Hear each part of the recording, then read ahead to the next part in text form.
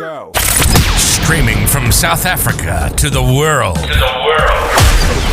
This is the Stonks Go Moon podcast. What just happened? We break it down so you don't have to. Welcome everyone to the Stonks Go Moon podcast. My guest today, Robert Mennella, returning friend of the show, founder of Equity Research. Welcome back to the pod. Thanks for having me, Rocco. My man, my Zoom just glitched just before we started this recording session. Indicative of the tech sector. I know the stock isn't looking too good as well. What's going on? Yeah. Well, there's got to be a lot of bandwidth being used this weekend with all the news with the bank failures. So maybe that has something to do with it. Yeah, everybody funny. in Silicon Valley is using their Zoom to find out what's going on. Funny, not funny. Yeah, talk about Silicon Valley Bank came out of nowhere, right? I thought this only happened in crypto. What's going on? Yeah, well, I thought it was kind of unique to this bank because of their customer base. Their customer profile are basically venture capital people that have their business money there, and those accounts are going to be over 250,000, so they're going to be uninsured. And through my research, I was able to find out that about 97% of the deposits at Silicon Valley Bank were uninsured. But now it turns out, last night, the Fed came in with a rescue package, and they're going to make all of the customers whole, and the assets, I guess, are going to be sold off, which is going to exacerbate the problem with the bond sell-off, because a lot of their portfolio was held in short-term bonds as they should have done. But when interest rates started moving up, those bonds started going down. And when you couple that with the redemptions that started pouring out, and it was just a good old-fashioned bank run. And it spilled over to Signature Bank. Signature Bank is also being made whole by the Fed.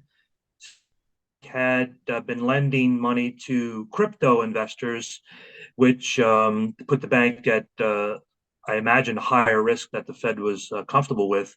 And so they got bailed out as well. That stock closed at $70 on Friday, and it's probably going to be worth zero by tomorrow. So there's a lot of shakeup going on right there. And I thought that after the bailout last night, that the market may have a little bit of a relief rally. Nope. The futures were up temporarily, and they came right back down. And the reason is because we just really don't know what's out there.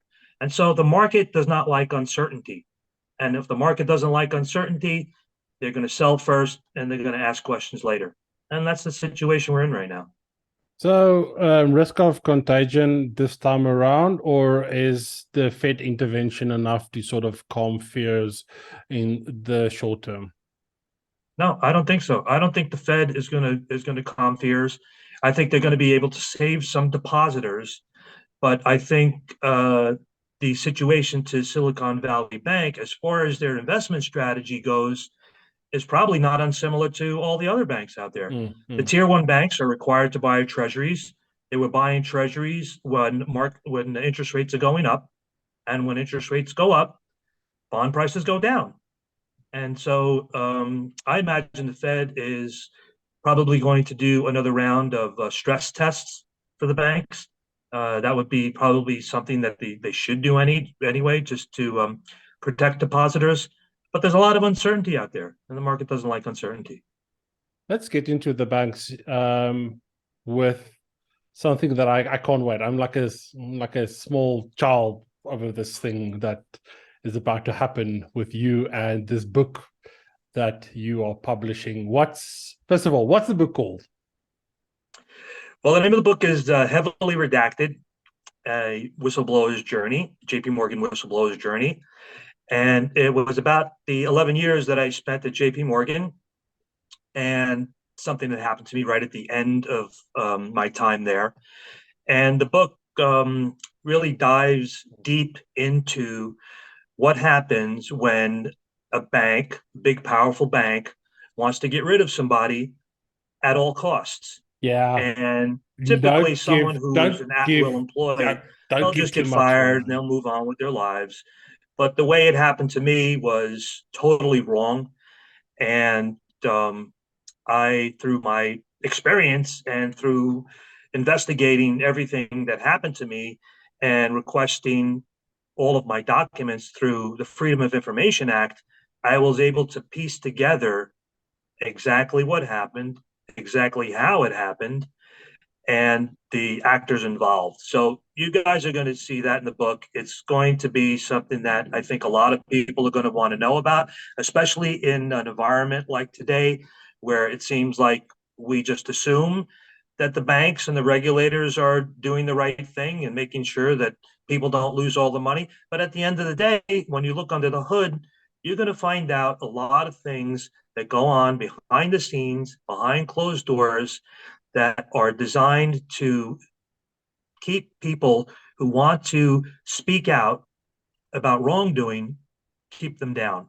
And not just keep them down, but keep them from saying anything to anyone about what So happened to them. I was lucky enough, because it's, as we're recording this, unpublished, right? I was lucky enough to see the first 2 chapters.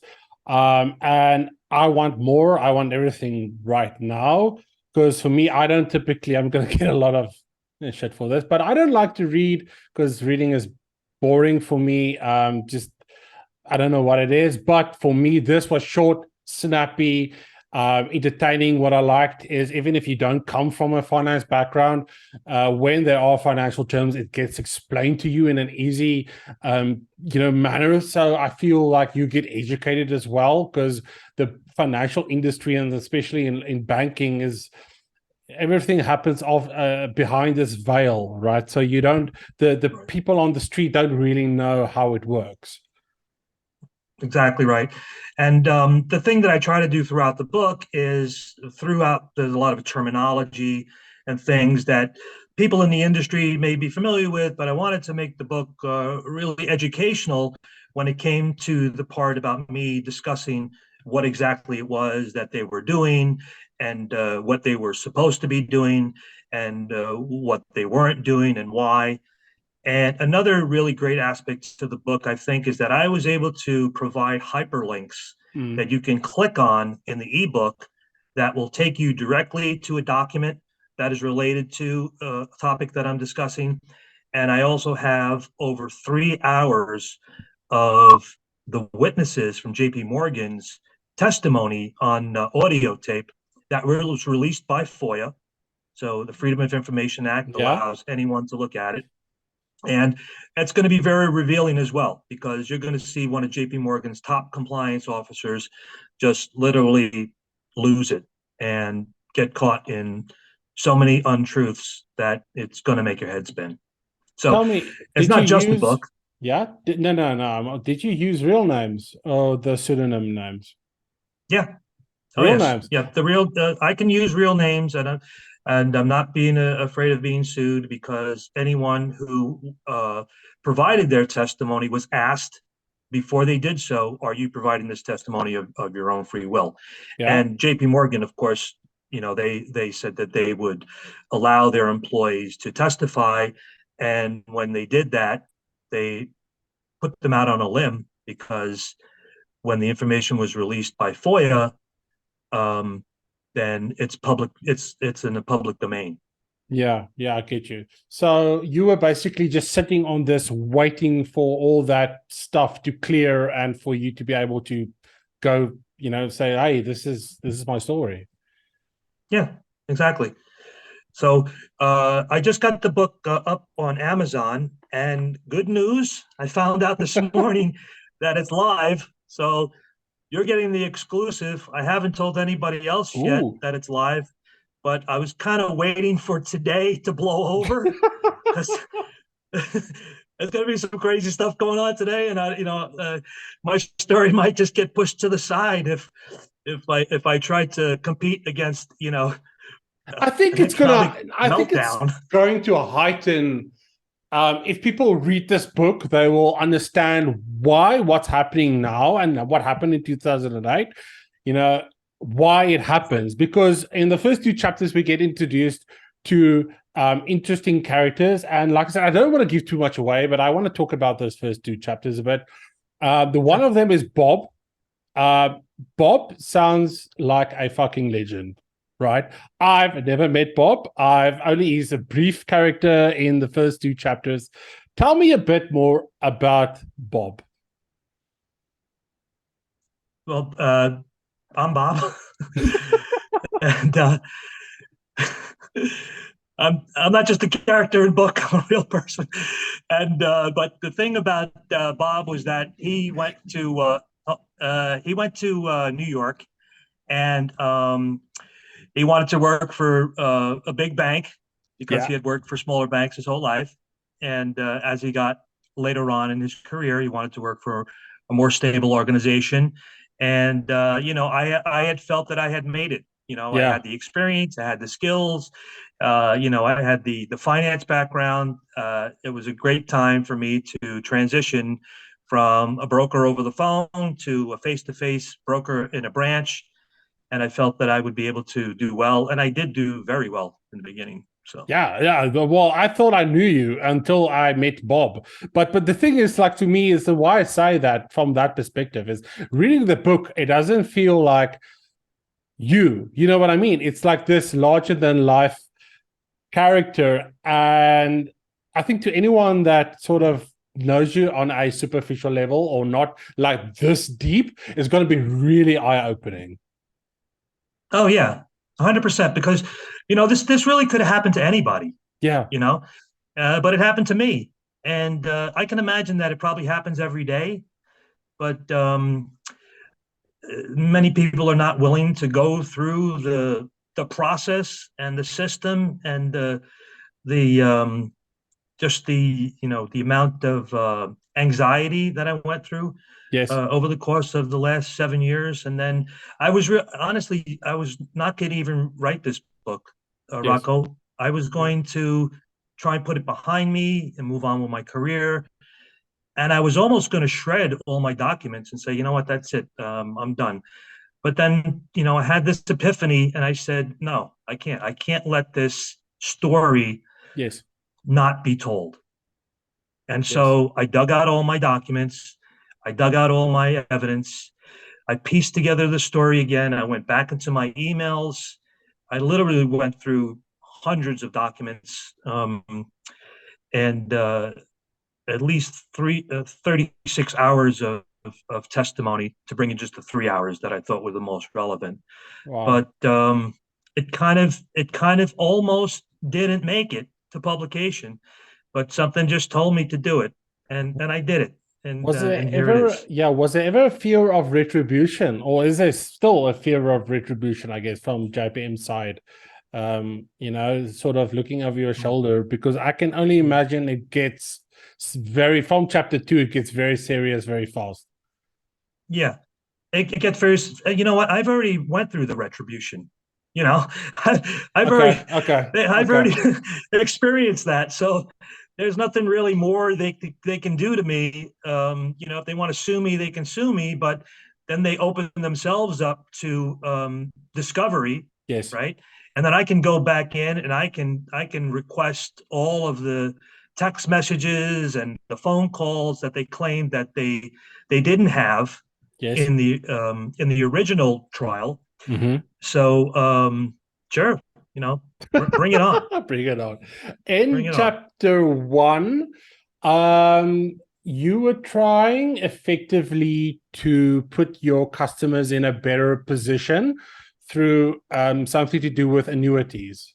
Is that a fair assessment? Right. Okay. What were you for the listeners of this podcast, what were you trying to achieve by doing that? Or what were you doing? Well, what was I doing is I was trying to give banking customers what they wanted. And what they wanted was they wanted safety, and they just wanted to make a little bit more money. Mm-hmm. So a fixed annuity or a municipal bond or conservative investments were things that people were asking for. And, I wanted to serve my customers. And so I recommended a lot of fixed annuities to them. The interest rates were going up. They didn't have to take any additional risk. They were moving from a 3% annuity to a 5 or 6% annuity. And it was just a great way for me to build my assets under management in conservative investments because I knew if I did the right thing for the customers, there would be other business that I could, generate from that. So I wasn't necessarily just looking to turn banking customers and CD customers into stock buyers right off the bat, because that would have been kind of inappropriate at that time when I was a bank advisor trying to pitch customers conservative investments. Yeah. So you were happy. The customers were happy. Turns out JPM wasn't too happy. Well, they weren't too happy because of fixed annuity and a lot of the other type of business that I did was transactional business. And the transactional business pays a one-time sales charge or commission. So the bank, they like to make money, but they like to make money consistently and perpetually over time.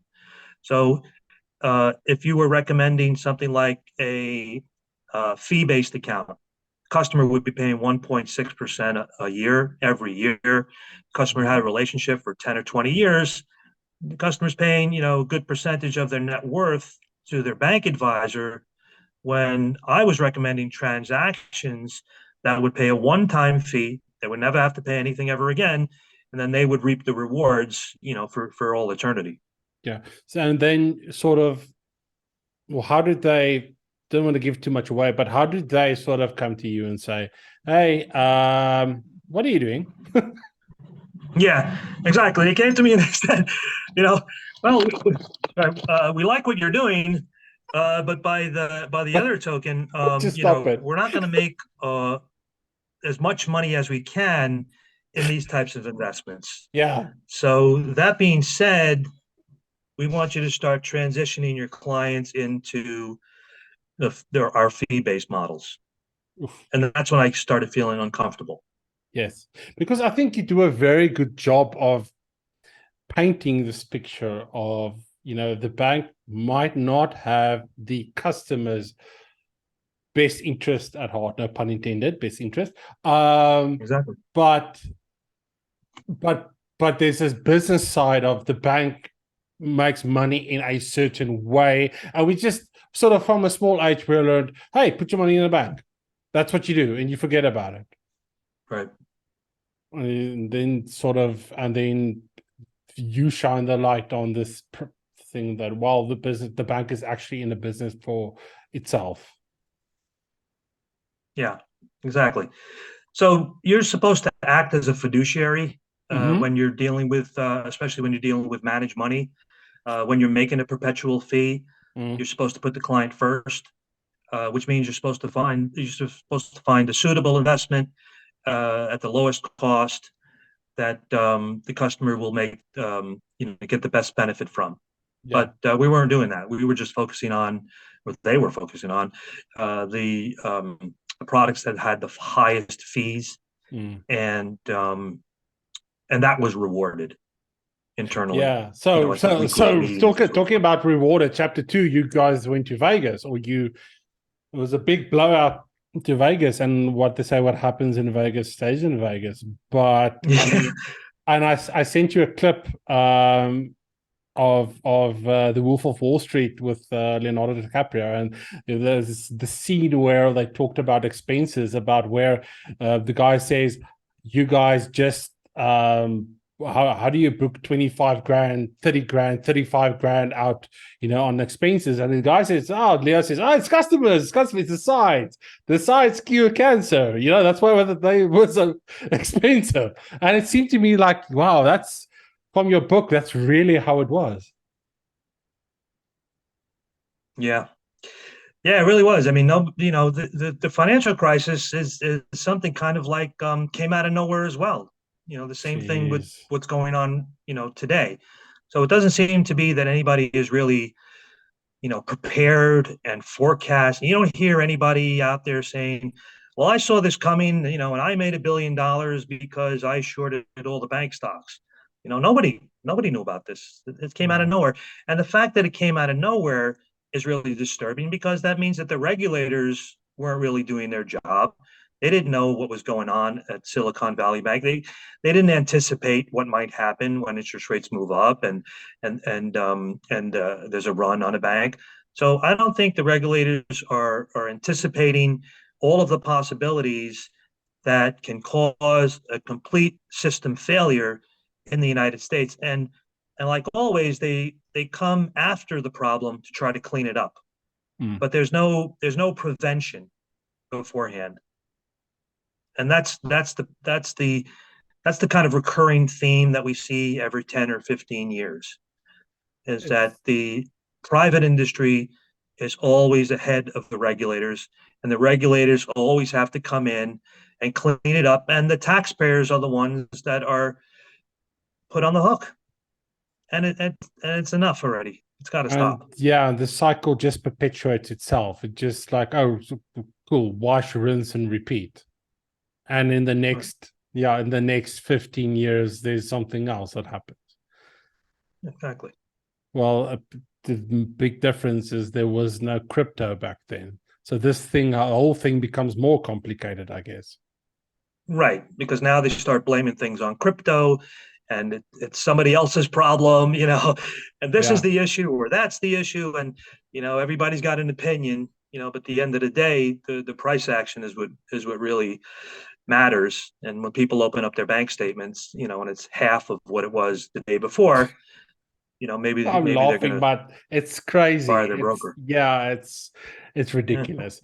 Robert, thank you so much for joining me today and telling your story. If the listeners want to connect with you and find out more about equity research, your book, obviously we'll put the links in the comments, but where can they make contact with you? Yes, please feel free to contact me on LinkedIn, Robert M. Mennella. And I fully interact with all of my connections, and I love having conversations, and the more the merrier. So please ask for a connection on LinkedIn. I'll be more than happy to have you join the family. You can also check out my company on patreon.com/equity, EQWITTY. And my book is now live on Kindle.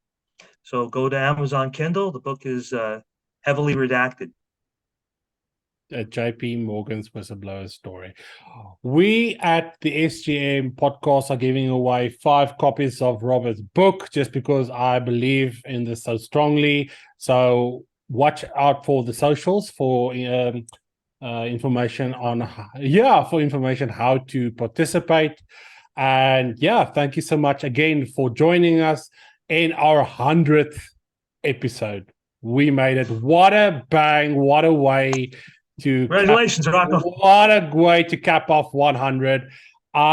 Look out for if this book doesn't get terminated or censored or whatever. Look out for it. I think I spell a Netflix or even a series or a major motion picture coming in the next couple of years. It's an amazing story. I can't wait to finish it. I'm just gonna once we pop off now, I'm gonna go and buy it. And like I said, watch out for the socials. They're gonna give 5 copies away. Robert, thank you so much for joining me today. Thanks again, Rocco. And to our listeners, peace, love, and prosperity. And we'll catch you in the next one. Cheers.